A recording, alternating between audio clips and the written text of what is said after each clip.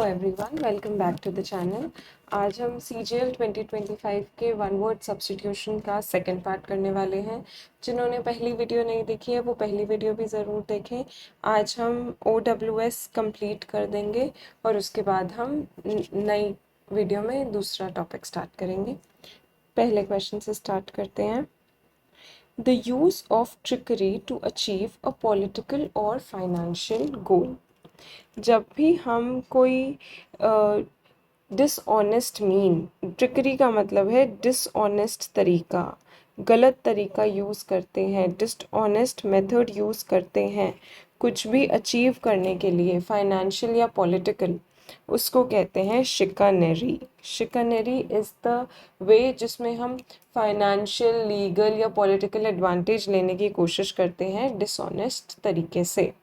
ठीक है। अब एज डिस्कस, जैसे हमने पहली वीडियो में भी किया था, बाकी वर्ड्स भी बहुत ज़्यादा क्लोज होते हैं, इसलिए उनको डिस्कस करना बहुत ज़रूरी होता है क्योंकि वो भी आंसर के बहुत क्लोज होते हैं। कन्फ्यूजन ना हो इसलिए ये ज़रूरी है। आप CGL के जितने भी ये क्वेश्चंस देखोगे, स्पेशली वन वर्ड सब्स्टिट्यूशन के, तो आपको सारे ऑप्शंस कंफ्यूजिंग लगेंगे बिना कंप्लीट नॉलेज के, या फिर इन क्वेश्चंस में अधूरी या आधी अधूरी वो कैप के साथ अगर आप ये अटेम्प्ट करने की कोशिश करोगे तो बहुत चांसेस हैं कि आप इन क्वेश्चंस में गलती करो। ठीक है, तो अब हम स्टार्ट करते हैं। डिप्लोमेसी। डिप्लोमेसी क्या होती है? डीलिंग विद पीपल, उनको समझाने की skill. Dealing with people, skill of dealing with people. Bribery क्या होता है? ब्राइबरी में क्या होता है कि मनी इन्वॉल्व होता है, तो क्या होता है? गिविंग या फिर taking money to get work done, to get work done. ठीक है, ये होती है ब्राइबरी, जिसे हम रिश्वत कहते हैं। प्रोपेगेंडा। प्रोपेगेंडा होता है कि किसी तरीके की मिस इन्फॉर्मेशन या बायस्ड पर्सपेक्टिव या इंफॉर्मेशन फैलाना अबाउट अ पर्सन और एन ऑर्गेनाइजेशन, ताकि लोगों को इन्फ्लुएंस किया जा सके। और आजकल के टाइम में तो ये बहुत कॉमन है और पॉलिटिकल पार्टीज इसको बहुत मिसयूज़ करती हैं, प्रोपेगेंडा फैलाती हैं, मिस इन्फॉर्मेशन या फिर biased information to influence public opinion. Public opinion को इन्फ्लुएंस करने के लिए गलत इन्फॉर्मेशन फैलाना और अपना प्रोपेगेंडा चलाना। ठीक है, नेक्स्ट क्वेश्चन पे चल। कैंसिलेशन ऑफ अ पेनल्टी और अ डेट। देखो, पेनल्टी और डेट को जब कैंसिल किया जाता है, कैंसिल कर दिया कि अब कोई पेनल्टी नहीं ली जाएगी, उसे कहते हैं रिमिट, रिमिशन करना, जिसे कहते हैं रिमिशन नाउन है और रिमिट क्या है? वर्ब है उसकी। ठीक है, रिमिशन करना, जैसे फाइन की रिमिशन होती है, कोई पेनल्टी लग जाती है उसकी रिमिशन होती है कि माफ़ कर दिया फाइन, अब आपको फाइन देने की ज़रूरत नहीं है। ठीक है, वो तो होता है रेमिशन। और बाकी एक्विटल का क्या मीनिंग होता है? एक्विटल का मीनिंग होता है लीगल जजमेंट, जो कि किसी को डिक्लेयर करती है, किसी को डिक्लेयर करती है कि वो गिल्टी नहीं है। डिक्लेयरिंग नॉट गिल्टी, किसी को गिल्ट से आज़ाद कर देना। ठीक है, लीगल जजमेंट, जजमेंट जब दी जाती है कि this person is acquitted of all crimes, वहाँ से वर्ड आया है एक्विटल। ठीक है, रिप्रीव। अब देखो, रेमिशन और रिप्रीव में बहुत छोटा सा डिफरेंस है। रेमिशन होता है कि जैसे आपका कोई फाइन है या कोई पेनल्टी है, आपने उसको माफ़ कर दिया। ठीक है, रिप्रीव होता है कि टेम्परेरी पनिशमेंट को क्या कर दिया है? डिले कर दिया है, टेम्परेरी डिले ऑफ पनिशमेंट। ये जनरली डेथ सेंटेंसेस में होता है रिप्रीव का कॉन्सेप्ट। ठीक है, पार्डन। पार्डन का तो मतलब होता है सीधा क्या कर देना? फॉरगिव कर देना, अब कोई सज़ा ही नहीं मिलेगी। ठीक है, ये फाइन और डेट और पेनल्टीज़ के लिए यूज़ होता है। रिमिशन, रिप्रीव यूज़ होता है डेथ सेंटेंसेस में, अगर कोई डिले मांगता है या ऐसे टेम्परेरीली उसको पॉज करने के लिए, उसे कहते हैं रिप्रीव। और पार्डन होता है कंप्लीट माफ़ी मिल गई, ठीक है। Next question, a harmless inert substance or pill prescribed more for psychological benefit than for any psychological effect। अब देखिए, ये बहुत क्लियर मीनिंग समझने की कोशिश करना है इसका।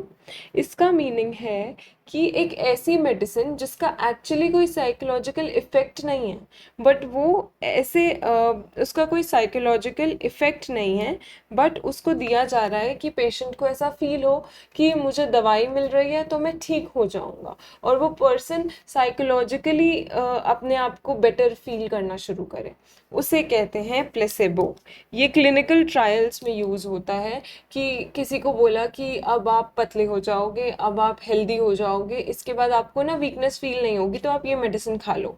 और वो पर्सन खुद ही, क्योंकि उसने मेडिसिन खाई है, तो उसका मेंटल स्टेट ऐसे वर्क करे कि अब मुझे बेटर फील होगा, बेटर फील होगा, और वो बिना किसी इफेक्ट के ऑन बॉडी मेंटली ही वो ठीक होने लग जाए, उस तरह की मेडिसिन को कहते हैं प्लेसेबो, ठीक है। अब बाकी वर्ड्स भी डिस्कस कर लेते हैं। पिनेकिया, पिनेकिया क्या होता है?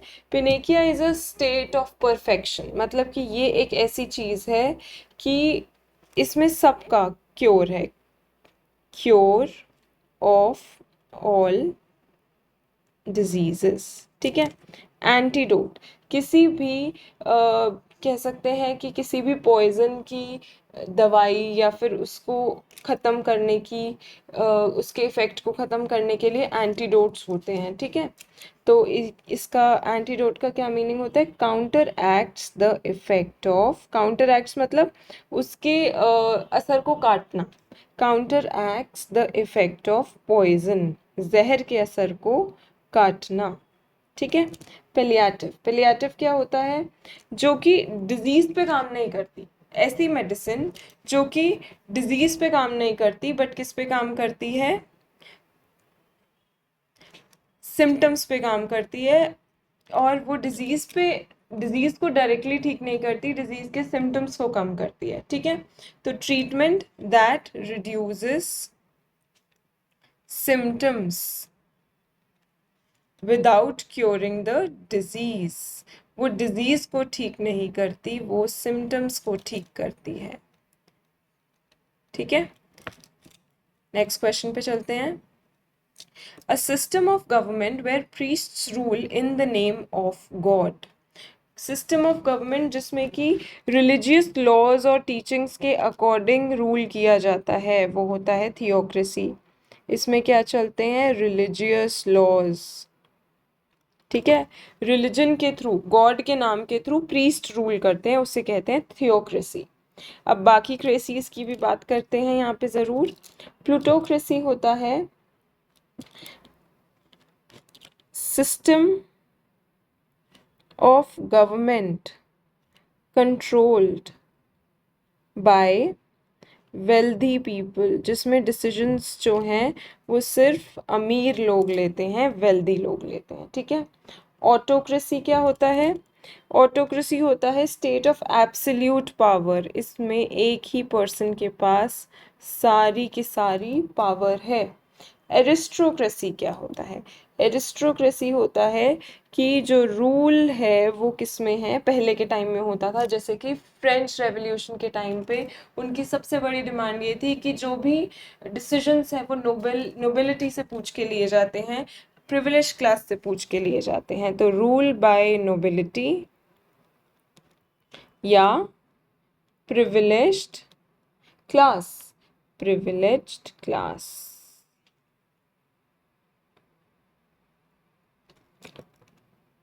ठीक है।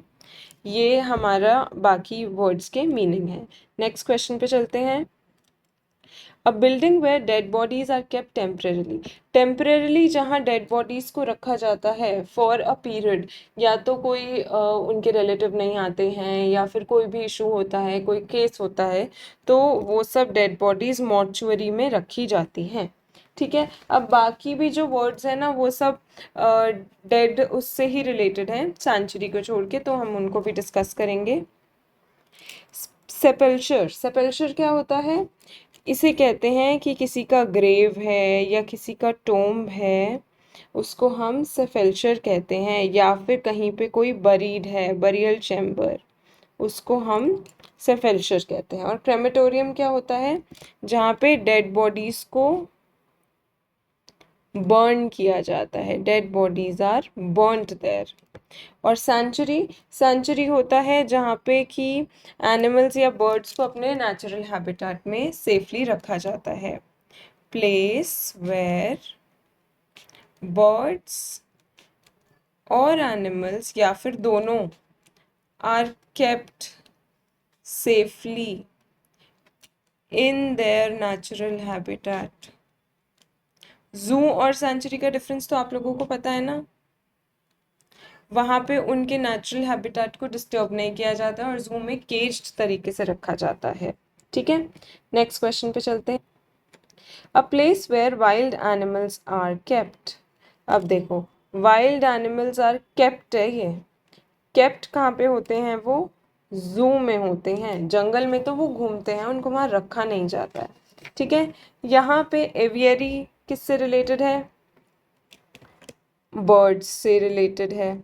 ठीक है, सेंचुरी में तो उनको नेचुरल हैबिटेट में रखा जाता है। पार्क हम सबको पता है प्लेजर के लिए और घूमने के लिए जाते हैं, यहाँ पे एनिमल्स नहीं होते हैं, वाइल्ड एनिमल्स तो बिल्कुल ही नहीं होते हैं। ठीक है, तो ये जू जो वर्ड है, इसका जो जू जो है वो मॉडर्न इंग्लिश सिंपल वर्ड है। एक्चुअल वर्ड होता है menagerie. Menagerie is the place where animals are kept caged, ठीक है, फॉर एग्जीबिशन पर्पस। ठीक है, अगले क्वेश्चन पे चलते हैं।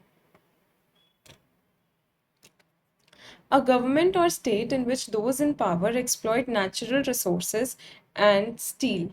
देखो, अब गवर्नमेंट, ऐसी गवर्नमेंट जो कि स्टीलिंग में विश्वास रखती है और रिसोर्सेस को एक्सप्लॉइट करती है। अब देखो, जब भी वर्ड स्टीलिंग आएगा ना, तो आपके दिमाग में एक वर्ड आना चाहिए, क्लेप्टो। ठीक है, क्लेप्टो जो वर्ड है वो स्टीलिंग से रिलेटेड है। एक वर्ड होता है, यहाँ पे दो वर्ड्स हैं, क्लेप्टोमेनिया और क्लेप्टोक्रेसी। जब भी गवर्नमेंट से रिलेटेड होगा तो क्रेसी ज़रूर होगा, ठीक है, और स्टीलिंग होगा तो क्लेप्टो होगा। अब ऐसी गवर्नमेंट जो स्टीलिंग और एक्सप्लॉयटेशन करती है, उसका आंसर हो गया क्लेप्टोक्रेसी। ठीक है, अब क्लेप्टोमेनिया को भी डिस्कस कर लेते हैं एक बार। क्लेप्टोमेनिया क्या होता है?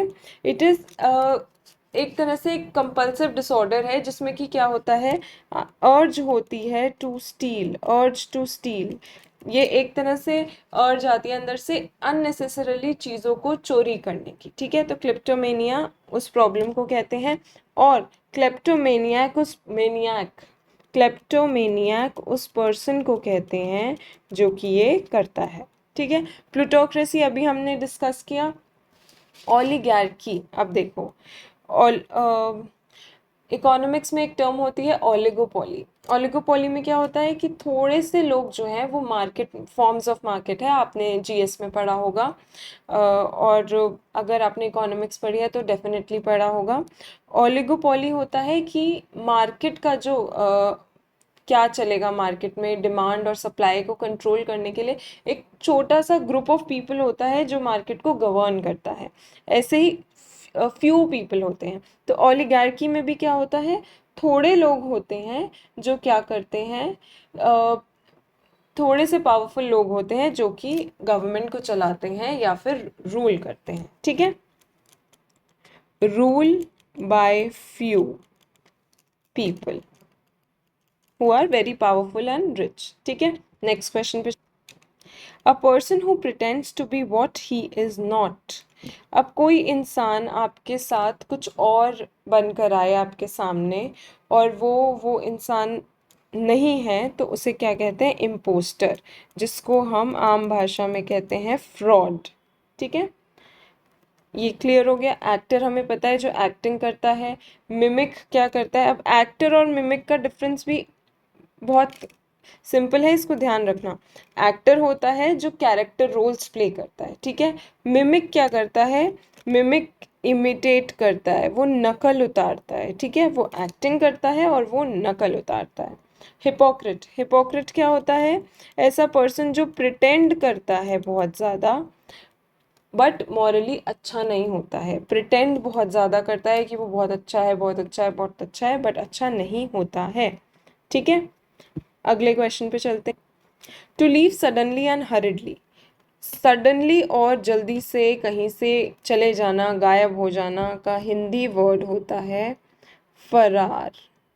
फरार होने को कहते हैं एब्सकॉन्ड। एब्सकॉन्ड हो जाते हैं कौन? क्रिमिनल्स फरार हो जाते हैं। बैंकरप्ट लोग जैसे विजय माल्या एब्सकॉन्ड हो जाते हैं, तो इसे कहते हैं फरार होना, ठीक है। अब हम बाकी वर्ड्स को भी डिस्कस कर लेते हैं।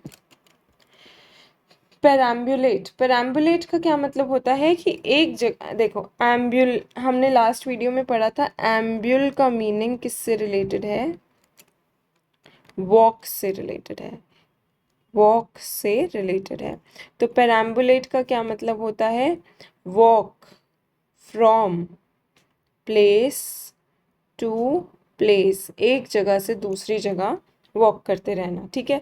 सरकम एम्बुलेट, अगेन एम्बुलेट है तो वॉक होगा, और सरकम जैसे सर्कल की बाउंड्री को सरकमफ्रेंस कहते हैं ना, वैसे ही सरकम एम्बुलेट है, मतलब किसी किसी चीज़ के अराउंड, वॉक अराउंड समथिंग, किसी चीज़ के अराउंड घूमते रहना, दैट इज सरकम एम्बुलेट। और लॉइटर होता है एमलेसली घूमते रहना, वॉक एमलेसली, जैसे कि टीचर्स कहते थे स्कूल में, don't loiter in the corridors, मतलब ऐसे ही बस घूमते मत रहो कॉरिडोर्स में, ठीक है। क्वेश्चन 40 है, a person who is excessively concerned with minor details, जो इंसान डिटेलिंग पे बहुत फोकस करता है, हर चीज़ में वो डिटेल पे बहुत ज़्यादा जाता है और छोटी छोटी चीज़ों की डिटेलिंग में बहुत फोकस रहता है, उसका होता है आंसर पेडोंट।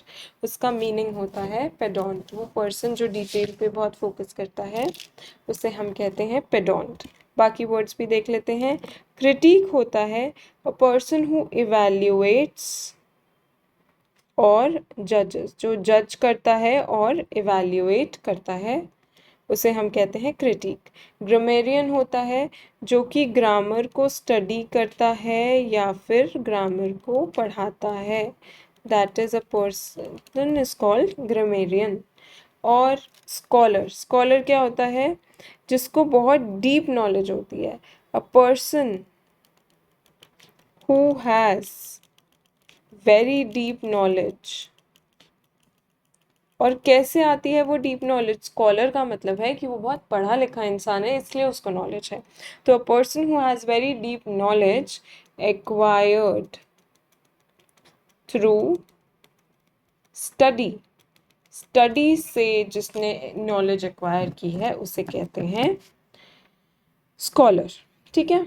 नेक्स्ट क्वेश्चन पे चलते हैं। मैं इतनी डिटेल में आपको इसलिए बताती हूँ ताकि आप लोग जब ये कंफ्यूजिंग वर्ड्स आएँ और सेंटेंस में आपको चीज़ें पकड़नी हो और उसके अकॉर्डिंग ऑप्शन ढूंढने हो तो आप वो चीज़ें बहुत ही कॉन्फिडेंटली कर पाएँ। नेक्स्ट क्वेश्चन पे चलते हैं। One who rights traditional poems, traditional poems लिखने वाले इंसान को कहते हैं बार्ड, ठीक है। जो पोएम्स लिखता है उसे कहते हैं बार्ड। बाकी वर्ड्स, लिरिसिस्ट जो सॉन्ग्स का राइटर होता है, जो सॉन्ग्स के लिरिक्स लिखता है। ड्रामेटिस्ट हु राइट्स प्लेज या ड्रामास कह सकते हैं। एसेइस्ट जो एसेज लिखता है, वेरी सिंपल। तो इसमें सिर्फ एक बार्ड ही हो सकता है जो आप ना समझ पाए, बाकी सब तो कॉमन है। नेक्स्ट क्वेश्चन पे चलते। अ लाउड और कंफ्यूज्ड नॉइस, ऐसी नॉइस जो लाउड भी है और कंफ्यूजिंग भी है, मतलब वो समझ नहीं आ रही है, उसे हम कहते हैं कैकोफोनी। ऐसे सोच सकते हो कि क्या क्या क्या क्या क्या क्या चल रही है, मतलब हमें नहीं समझ आ रहा व्हाट्स गोइंग ऑन, तो उसको आप रिलेट करोगे किससे? कैकोफोनी से। जो आपके समझ में नहीं आ रही है बट बहुत शोर जैसा है और इरिटेटिंग है, वो होती है कैकोफोनी, ठीक है। बाकी वर्ड्स भी देखते हैं। अच्छा, कैकोफोनी से रिलेटेड कुछ और वर्ड्स होते हैं जैसे कि बैबल, समझ नहीं आता क्या बोला जा रहा है बट शोर होता रहता है। क्लैमोर और दिन, ये सब क्या है? लाउड और कंफ्यूजिंग साउंड्स। सोलिलोक्वी, सोलिलोक्वी क्या होता है? हमने पहले भी डिस्कस किया है पिछली वीडियो में।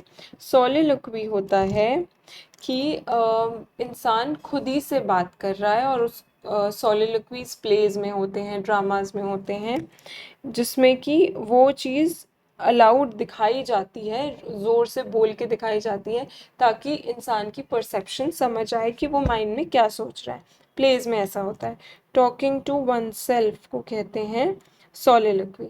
रैकेट, रैकेट क्या होता है? Loud disturbing noise.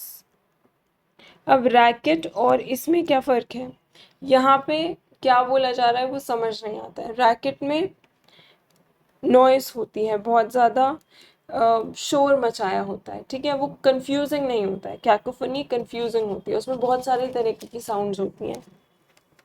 Roar, roar हमें पता है क्या होता है? डीप लाउड साउंड, जो कि कौन करता है? रोर, लायंस करते हैं।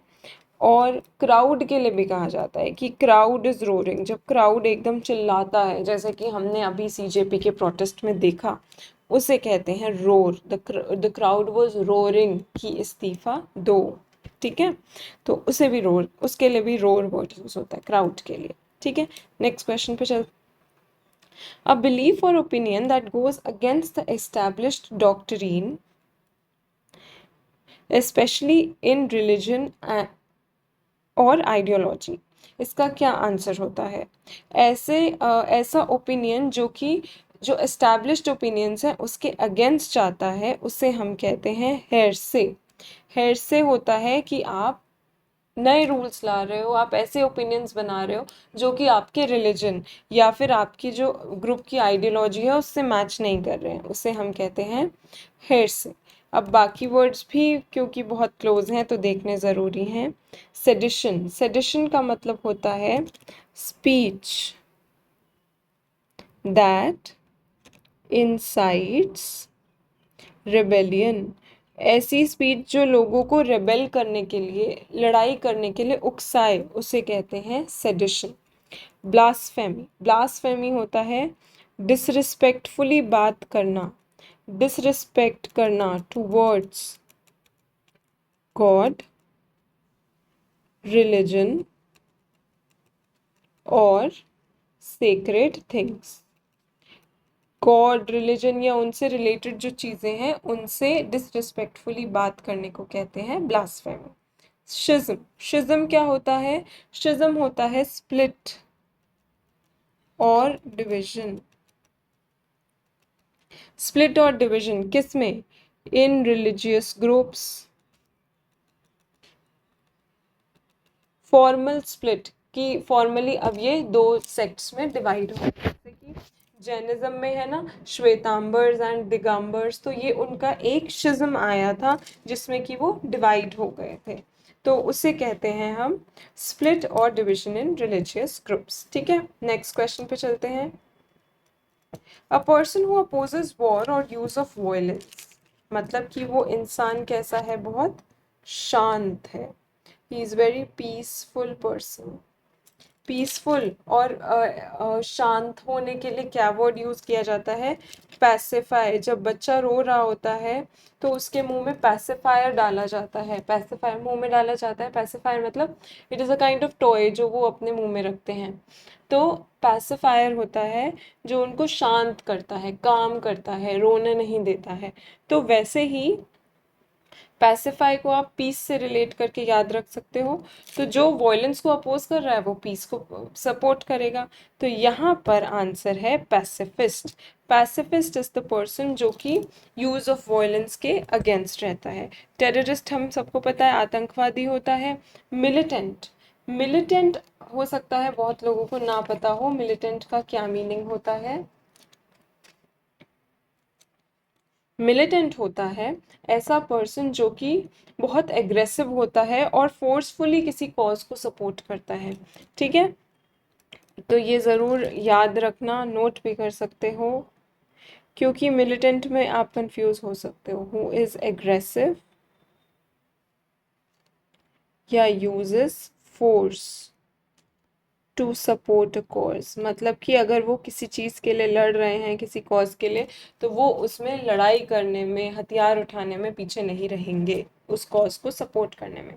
रेवोल्यूशनरी, रेवोल्यूशन का तो मतलब ही चेंज होता है, तो रेवोल्यूशनरी क्या होता है, जो कि काम करता है to bring changes, works to bring changes, ठीक है।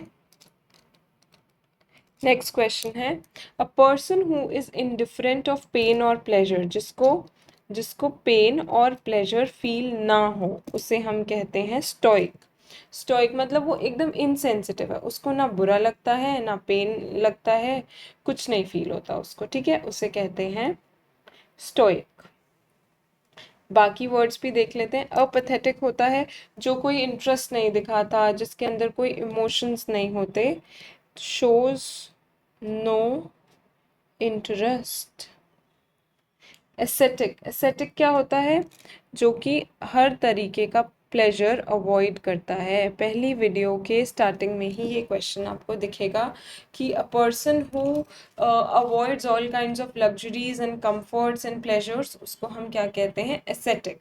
एस्थेटिक को मैंने आपको याद करने का एक तरीका भी बताया था, एस्थेटिक मतलब सेंट लाइक, संतों जैसी जिंदगी जीना, एकदम साधुओं की तरह रहना और हर तरह का प्लेजर अवॉइड करना को कहते हैं aesthetic.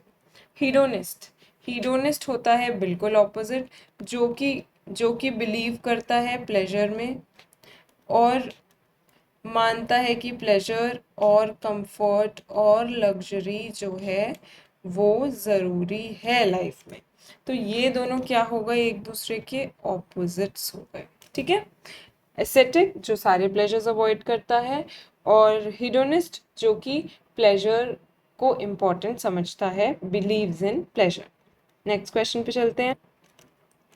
One who pretends to have knowledge और स्किल, जो कि प्रिटेंड करता है कि उसके पास नॉलेज है और स्किल है, चाहे हो या ना हो, उसे कहते हैं charlatan. Charlatan, charlatan is a person जो कि दिखाता है कि उसको नॉलेज है बट एक्चुअली नॉलेज नहीं होती है, ठीक है। अब ये प्रिटेंड्स आ गया, अगर ये प्रिटेंड्स वर्ड यहाँ से कट जाता ना, वन हु हैज़ नॉलेज, अगर हम इसको लिखते हैं ना, वन हु हैज़ नॉलेज और स्किल, तो उसका आंसर होता सिवोंते। सिवोंते इज अ पर्सन जो कि बहुत ही नॉलेजेबल होता है, एक नॉलेजेबल पर्सन को कहते हैं सिवोंते। वर्चुओसो, वर्चुओसो होता है स्किल्ड इन, फील्स लाइक, कैसी फील्ड, ये सब वर्ड्स पहले आ चुके हैं। Field like music, painting,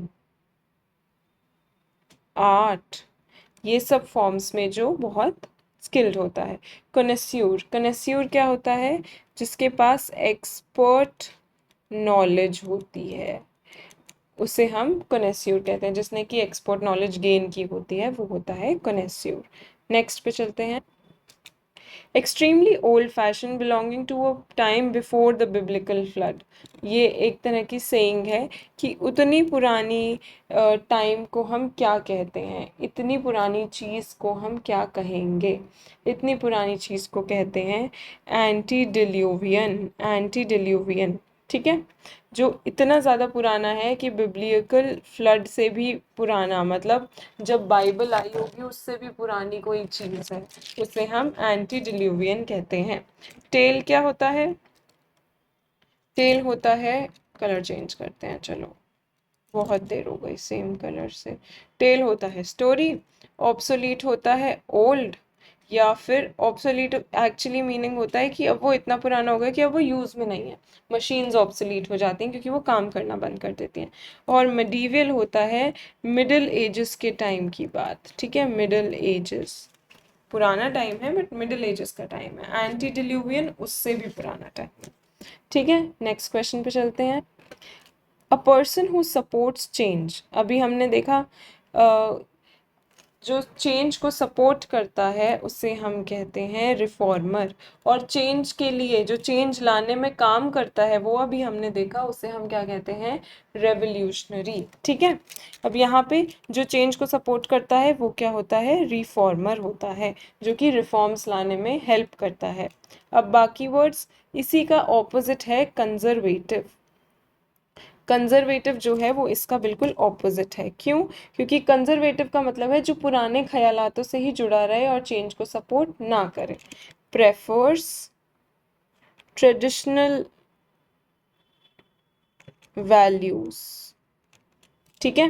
radical, radical क्या होता है, जो कि एक्सट्रीम चेंजेस चाहता है, कि एकदम से आज ही सब बदल जाए, मतलब आज ही बस बीजेपी की गवर्नमेंट गिर जाए और कल से दूसरा पीएम हो जाए। वो जो थॉट है वो है रैडिकल थॉट। एक्सट्रीम चेंज को सपोर्ट, एक्सट्रीम चेंज सपोर्ट करने वाले लोग, एक्सट्रीम चेंज सपोर्टर्स। ठीक है। और कॉन्स्टिट्यूशनलिस्ट क्या होता है, जो कि बिलीव करता है कॉन्स्टिट्यूशन और गवर्नमेंट में, बिलीव्स की हमेशा हर चीज़ गवर्नमेंट रूल्स और कॉन्स्टिट्यूशन के अकॉर्डिंग हो। ठीक है, believes in governance as per constitution. ये तो वर्ड से ही आपको पता चल जाएगा। ठीक है, रिफॉर्म्स लाने के लिए जो काम करता है, मतलब चेंज लाने के लिए, वो रिफॉर्मर। नेक्स्ट क्वेश्चन पे चलते हैं। A formal split within a religious organisation. अभी मैंने आपको बताया था कि ऐसे स्प्लिट को या फिर ऐसी डिवीजन को हम क्या कहते हैं, स्किज्म। ठीक है, और मैंने आपको ये भी बताया था कि ये कौन से तरह के एक रिलीजन में देखी गई थी, जो कि एग्जाम्पल मैंने कोट किया था, और भी जगह होती है ये, जैसे कि मुस्लिम्स में भी होती है और ऐसे ही जैनिज्म में भी है। ठीक है, बाकी वर्ड्स भी देख लेते हैं।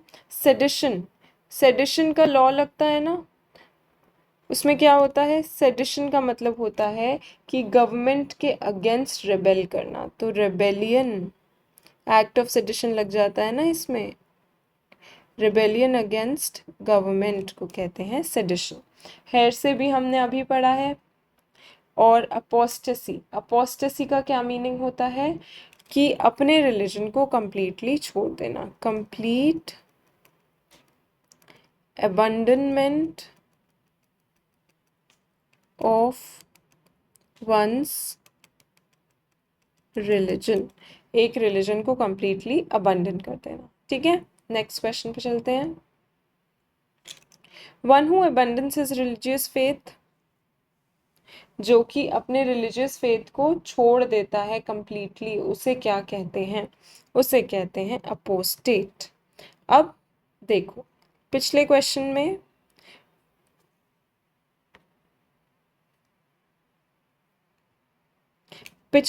में भी देखो बहुत सारे वर्ड सेम थे, अपोस्टेसी वहां भी आया था। ठीक है, और ये फिर से आया है, और यही कुछ कुछ वर्ड्स तो ऐसे हैं जो आपको बहुत सारे ऑप्शंस में दिखेंगे। ठीक है, one who abundance his religious faith को कहते हैं अपोस्टेट। ठीक है, बाकी वर्ड्स भी देख लेते हैं। हेरेटिक का क्या मीनिंग होता है, हेरेटिक का मीनिंग होता है जो कि ऑफिशियल डॉक्ट्रिन के अगेंस्ट जाए। ये वर्ड भी हम अभी देख के आए हैं कि holds beliefs against official doctrine. ठीक है, और एथीस्ट होता है जो कि अब रिलीजन में बिलीव नहीं करता है, does not believe in religion, does not believe in religion नहीं, does not believe in God. Renegade, renegade क्या होता है, जो कि अपने रूल्स को या प्रिंसिपल्स को बिट्रे कर दे, बिट्रेस रूल्स और प्रिंसिपल्स, किसके, किसी ऑर्गेनाइजेशन के हो सकते हैं, किसी कंट्री के हो सकते हैं, या फिर किसी रिलीजियस ग्रुप के हो सकते हैं। ये वर्ड्स जो अभी आ रहे हैं ना, सेट ऑफ वर्ड्स, जैसे heretic, hearsay, शिज्म, renegade, atheist, apostasy, apostate, ये सब जो वर्ड्स हैं ये थोड़े से कंफ्यूजन होते हैं, लेस कॉमन होते हैं और एक जैसे लगते हैं, तो इनको एक जगह पे एक नोट बना के ज़रूर रखना, क्योंकि ये एग्ज़ाम में बार बार देखे भी जाते हैं। ठीक है, नेक्स्ट क्वेश्चन पे चलते। A deep seemingly bottomless Shazam, एक बहुत ही गहरी खाई जिसका आपको बॉटम ही नहीं दिख रहा है, मतलब आपको दिख ही नहीं रहा है, खाई, खाई या फिर कुछ भी कह सकते हैं, जिसका आपको एंड ही नहीं दिख रहा है, बॉटम ही नहीं दिख रहा है, उसे क्या कहते हैं? उसे कहते हैं एबिस। बॉटमलेस खाई जिसको जिसका कोई अंत ही नहीं है, उसे कहते हैं एबिस। ठीक है, बाकी वर्ड्स भी देख लेते हैं। क्रेविस क्या होता है? क्रेविस होता है एक तरह का डीप क्रैक, एक deep crack in the land, उसे हम कहते हैं क्रेविस। क्रेटर क्या होता है? क्रेटर होता है एक बोल शेप्ड का डिप्रेशन, ऐसी शेप में जो एक तरह का लैंड में डिप्रेशन होता है, उसे कहते हैं क्रेटर। गॉर्ज, गॉर्ज क्या होता है? गॉर्ज होती है एक नैरो वैली। ठीक है, क्लियर हो गया। और यहाँ पे हमारा आंसर है बॉटमलेस डीप शाज़म, मतलब खाई, गड्ढा, कुछ भी, वो होता है एबिस। नेक्स्ट क्वेश्चन पे चलते हैं। सिंपल क्वेश्चन है, जिसको पढ़ना बहुत मुश्किल है, दैट इज इलेजिबल, ऐसी हैंडराइटिंग जो कि नहीं पढ़ी जा सकती, वो होती है इलेजिबल, और इसका ऑपोजिट होता है लेजिबल हैंडराइटिंग। ठीक है, अब बाकी वर्ड्स। डिसाइफरेबल, डिसाइफरेबल क्या होता है? जिसको डिसाइफर करा जा सके। देखो, पहले तो साइफर होता है। साइफर क्या होता है? साइफर होता है कोडेड लैंग्वेज में लिखना।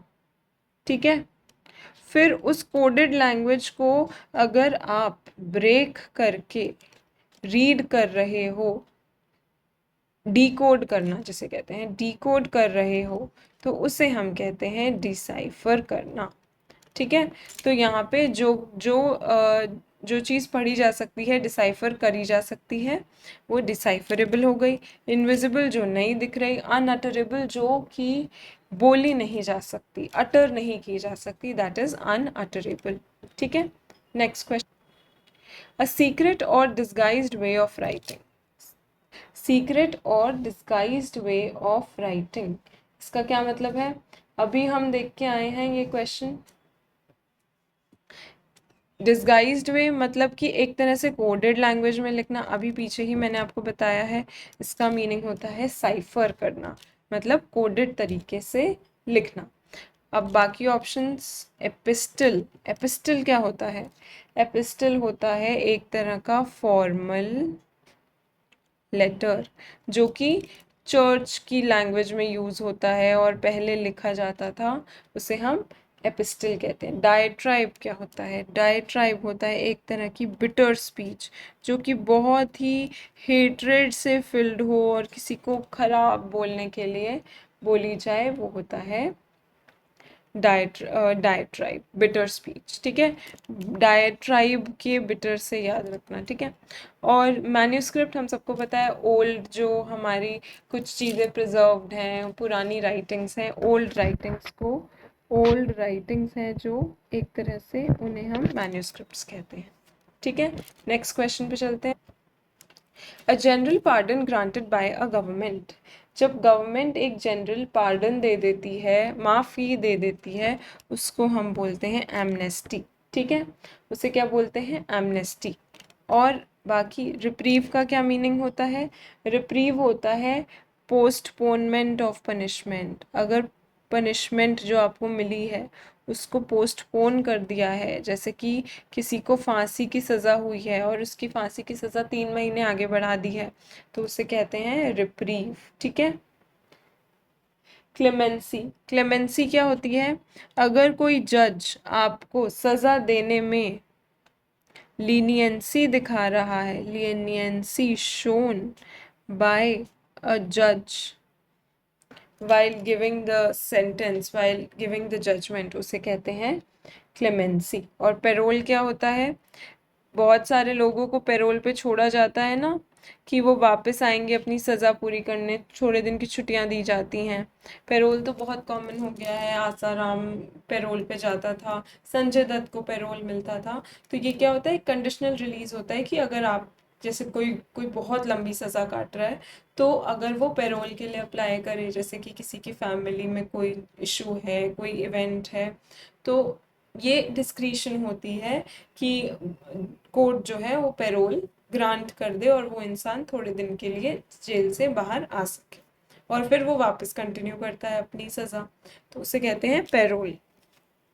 Next question, a state of mental weariness और लैक ऑफ enthusiasm, मतलब आप थक चुके हो और आप में enthusiasm नहीं है क्योंकि एग्ज़ाम की डेट आ नहीं रही है, पता ही नहीं चल पा रहा है कि प्री कब होगा, प्री हो जाएगा तो ये नहीं पता चलेगा कि मेंस की डेट कब आएगी, और ऐसा लग रहा है कि ऐसे करते करते 2026 ऐसे ही ख़त्म हो जाएगा। इस फीलिंग को अपने अंदर से बाहर निकालो, क्योंकि एकदम से एग्ज़ाम की डेट आएगी, बहुत जल्दी से प्री का एग्ज़ाम कंडक्ट हो जाएगा और आपको मेंस के लिए टाइम ही नहीं मिलेगा।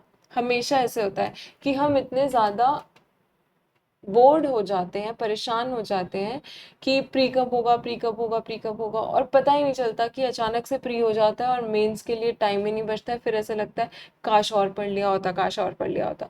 तो वो काश से बचने के लिए अभी वाला जो टाइम है उसको बहुत अच्छे से यूज़ करो, ठीक है। अब क्वेश्चन पे वापस आते हैं, इस स्टेट से बाहर आओ, ये आपकी कौन सी स्टेट है, एनवी की स्टेट है। इस स्टेट से बाहर आओ, एंथुजियाज्म लाओ और पढ़ना शुरू करो अच्छे से, ठीक है। बाकी ऑप्शंस, लैंगोर, लैंगोर का क्या मतलब होता है, ये तो मेंटल वीकनेस और मेंटल वियरीनेस हो गई। लैंगोर होता है फिजिकल वियरीनेस, फिजिकल वियरीनेस को कहते हैं लैंगोर, ठीक है। टोरपोर क्या होता है, स्लगिशनेस और इनएक्टिविटी, मतलब कि आलस। टोरपोर का ज़्यादा कनेक्शन है आलस से और लैंगोर का कनेक्शन है कि आप फिजिकली थक गए हो, वीक हो, ठीक है। और टीडियम क्या होता है, quality of being dull, quality of being dull, tedium होता है जो कि डल होता है, ठीक है। नेक्स्ट क्वेश्चन पे चलते हैं, एक्सेसिव सेल्फ इम्पोर्टेंस और ओवर कॉन्फिडेंस, ऐसे लोगों को क्या कहा जाता है, एरोगेंस, एरोगेंट होते हैं ऐसे लोग। और इसको देख के मुझे एक ही इंसान दिमाग में आता है, कंगना रनौत।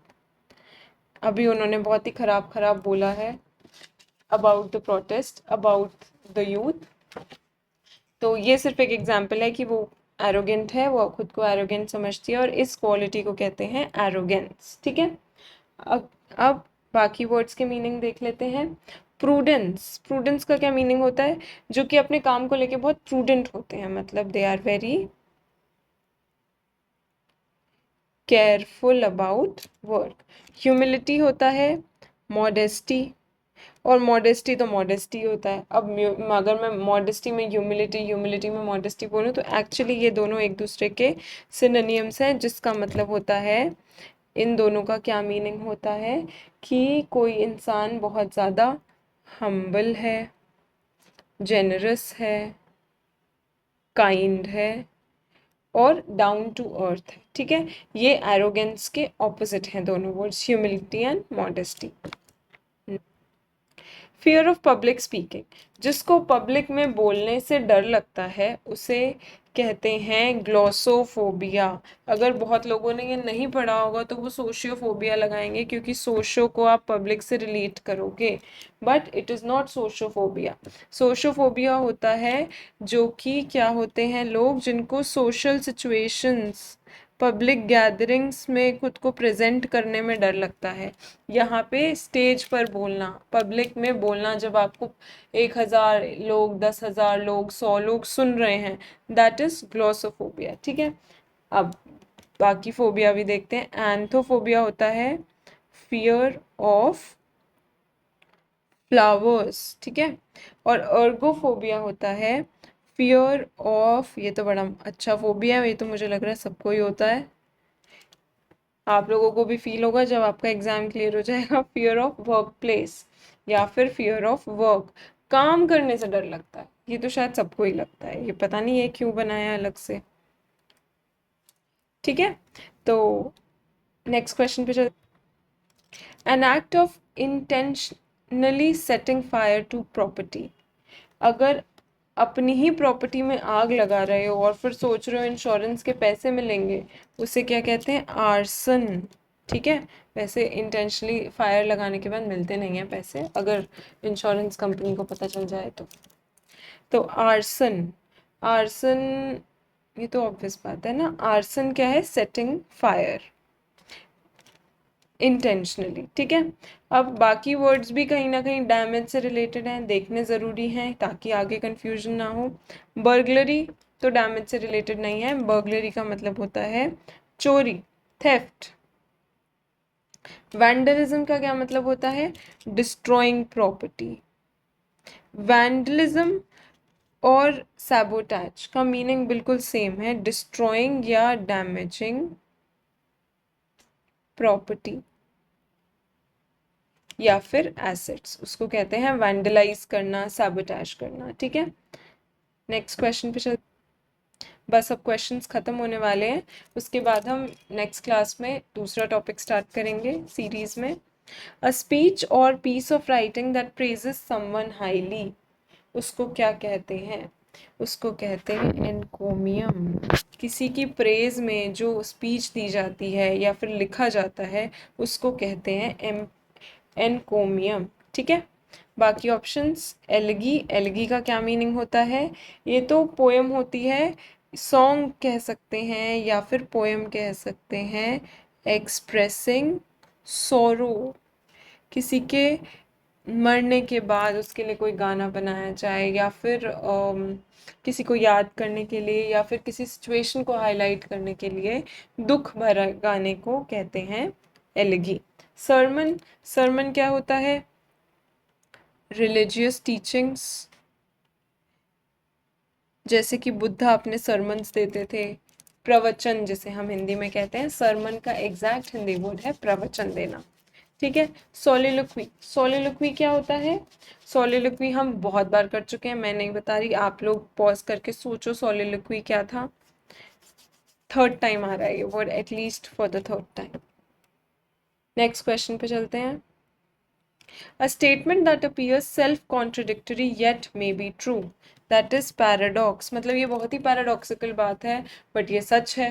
मतलब ये बहुत ही बात अपने आप में गलत लग रही है, अग्रीमेंट जैसी नहीं लग रही है, बट ये सच है। तो ये क्या है? पैराडॉक्स है एक तरह का। ठीक है, क्लियर हो गया? नेक्स्ट पे चलते। अ पर्सन हु ईट्स एक्सेसिवली और ग्रीडीली, जो कि बहुत ज़्यादा खाता है, बहुत ज़्यादा खाता है, ठूसना जिसे कहते हैं, उसे कहते हैं ग्लूटोन। ग्लूटोन होता है जो इंसान बहुत ज़्यादा खाना खाता है, बहुत एक्सेसिवली खाता है। ठीक है, गोरमेट क्या होता है?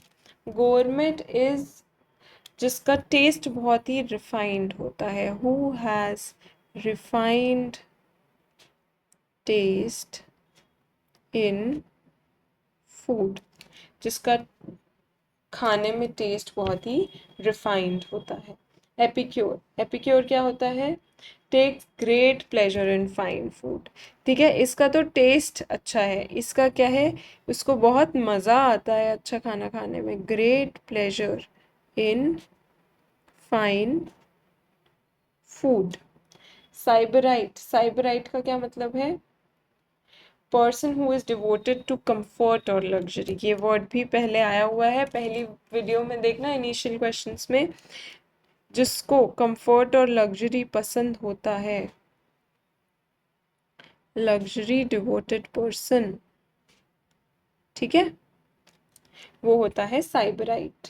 इसके बाद हमारा लास्ट क्वेश्चन है, a professional who prepares map. ये तो सबको ही पता है, पहले भी आ चुका है और बहुत कॉमन भी है। उसे कहते हैं कार्टोग्राफर, जो कि मैप बनाता है। टोपोग्राफर क्या होता है? टोपोग्राफर होता है जो कि लैंड फीचर्स को स्टडी करता है। ठीक है, टोपोलॉजी, टॉप लेयर्स, लेयर्स को स्टडी करता है, मतलब टॉप लेयर मतलब लैंड को स्टडी करता है। जियोडेसिस्ट क्या होता है? जो कि अर्थ को स्टडी करता है, लैंड को स्टडी नहीं करता है, मैप्स को स्टडी नहीं करता है, अर्थ के साइज को या अर्थ रिलेटेड चीज़ों को स्टडी करता है। ठीक है, उसे हम कहते हैं जियोडेसिस्ट। आर्किविस्ट जो कि कलेक्ट करता है या प्रिजर्व करता है या फिर स्टडी करता है हिस्टोरिकल डॉक्यूमेंट्स को या फिर हिस्टोरिकल चीज़ों, ठीक है, वो होता है आर्किविस्ट। तो इसके साथ हमारे जो वन वर्ड सब्स्टिट्यूशन थे CGL 2025 के सारे पूरे हो चुके हैं। इनको अगर आपने बहुत अच्छे से कर लिया और ये जो सारे ऑप्शंस मैंने आपको एक्सप्लेन किए हैं इतना टाइम लगा के, उनको डिटेल में अगर आपने कर लिया एक बार, तो ये आपको बहुत बहुत ज़्यादा यूज़फुल रहने वाले हैं मेंस में भी। तो थैंक यू सो मच। अगर आपको सेशन अच्छा लगा हो तो please do like share and subscribe, और अगली क्लास में हम नया टॉपिक स्टार्ट करेंगे। Thank you.